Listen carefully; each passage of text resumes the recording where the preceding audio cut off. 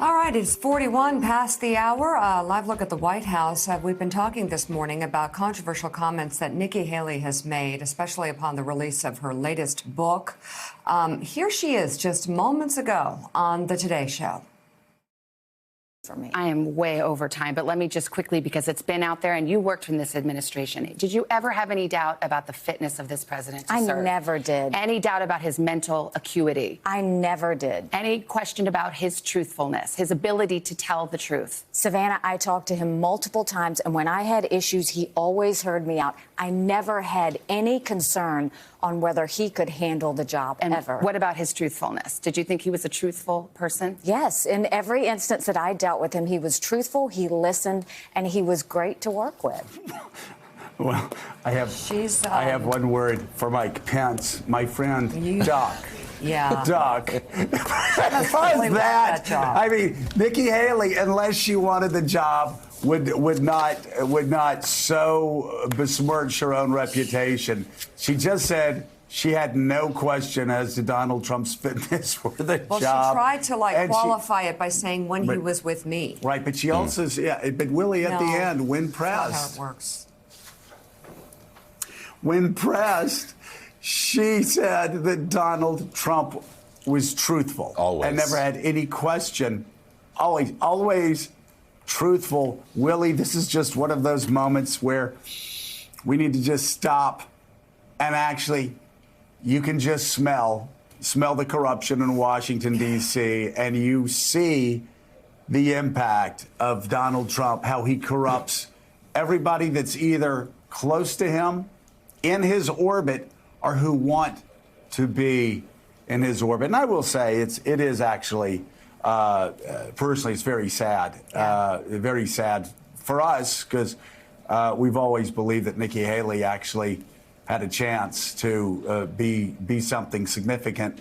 And she's chosen instead to lie for Donald Trump and to say things that she knows is not true, that Donald Trump knows is not true, that Republicans know not true, and that the American people know is not true. I guess, Willie, the only conclusion we can reach is because she wants to be vice president of the United States. Eddie Glaude threw his head back so hard, I think he pulled a message listening to that soundbite from, pulled a muscle listening to that soundbite from Nikki Haley. Yeah, I would add to this, too. She's out in interviews saying there's no predicate for the impeachment inquiry. It's ridiculous. It's outrageous. So she's parroted all the Republican talking points. And as you say, she was a hope for a lot of Republicans coming from her spot as the governor of South Carolina and the ambassador to the UN. Maybe she could be the post-Trump future of the Republican Party, but it looks like she wants to be a part of the current Trump administration. Susan Page, what do you make of all we've heard from Nikki Haley over the last week? Well, I would just say in the interview that I did with Nikki Haley that she did have some criticism of President Trump. She said that it was inappropriate for him to ask Ukraine to investigate Joe Biden. She said that was not a proper path that you want to go down. Now, she didn't use the most heated language, but she very clearly stated she thought that was wrong. She then went on to say she didn't think it was serious enough to be an impeachable offense. Right. So you can certainly fault her for that. She's also made some efforts to distinguish herself from him on issues of race, including his comments after Charlottesville. Now, she's walking this line that has tripped up almost every Republican that you know, which is how to stay on the good side of Donald Trump, who controls the Republican Party today, while also keeping your own positions, your own principles clear. And in the interview she just did with the Today Show, you see her, definitely on one side of that line, on the Trump side. But I would say she has made some efforts to also maintain some degree of independence.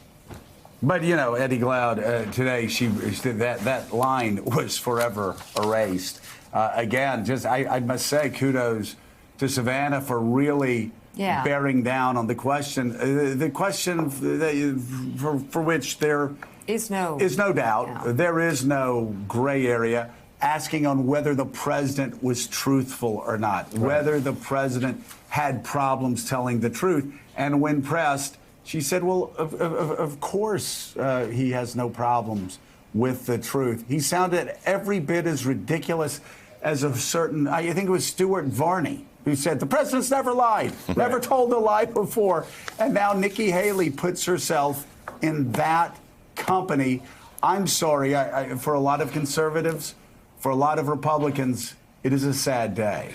You know, Joe, you made the point earlier, but I think it's important to echo it. Matthew Dowd made it on Twitter.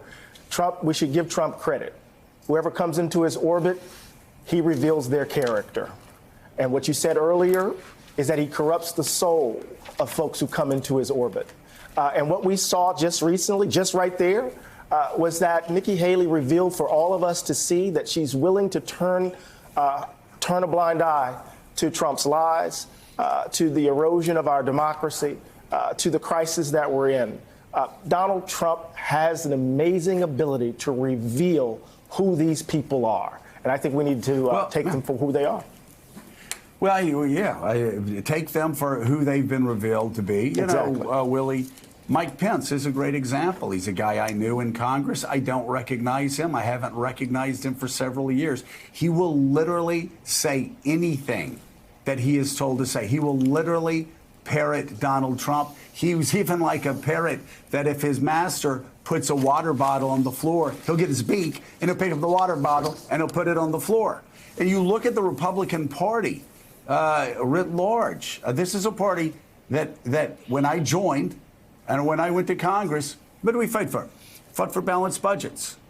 Republicans don't talk about balanced budgets anymore. They've got the biggest deficits in the history of the country. They passed the largest budget ever, the biggest pork barrel spending budget ever. They have the largest national debt ever. I'm telling you, the entire Republican Party back when I was in Congress, I said it, you know, you have a drink. We fought day and night to balance the budget, to make the government smaller, to make it more responsive. We pushed back against the Russians. We pushed back against Russian aggression. We pushed back against totalitarian regimes. We fought for free trade. I mean, all the things that Donald Trump is doing is what we fought against. And now this Republican Party, like Mike Pence and now like Nikki Haley, they just don't give a damn about conservative principles. All they're doing is fighting for Donald Trump, and their justification are federal judges? What about their jobs? What about saving future generations from massive debt? How about the size and the scope of the federal government? How about supporting a president that says Article 2 gives him unlimited power, that he can, quote, do whatever he wants? We conservatives were Madisonians. We believed in checks and balances, and we believed that Article 1, that Congress was described in Article 1, the legislative branch, for a reason. Because it mattered, that it was among equals, it was the most important branch. And Willie, Republicans, conservatives, Mike Pence, Nikki Haley, they've thrown that all away. And by the way, don't believe me. Just look at the facts. Just look at the debt clock. Just look at what Donald Trump has said. He sides with Vladimir Putin, an ex-KGB agent, over America's intel community and over the United States military's intel community. It is a sad, this is just one more sad chapter in how Donald Trump, this former Democrat who gave money to Anthony Weiner, this former Democrat who gave money to Charlie Rangel, this former Democrat who gave money to you name it. Hillary Clinton 8 times said she was a great Secretary of State. This is a guy that has corrupted the conservative movement and the Republican Party. And small government deficit hawks looking the other way as the president presides over $1 trillion deficit. The list goes on. And not to mention the personal side of it, all these senators who were insulted for a year and a half on the campaign trail in 2015, 2016, immediately flipped after President Trump took the oath of office and support him now, including in the impeachment inquiry. Let's turn. Thanks for checking out MSNBC on YouTube, and make sure you subscribe to stay up to date on the day's biggest stories. And you can click on any of the videos around us to watch more from Morning Joe and MSNBC. Thanks so much for watching.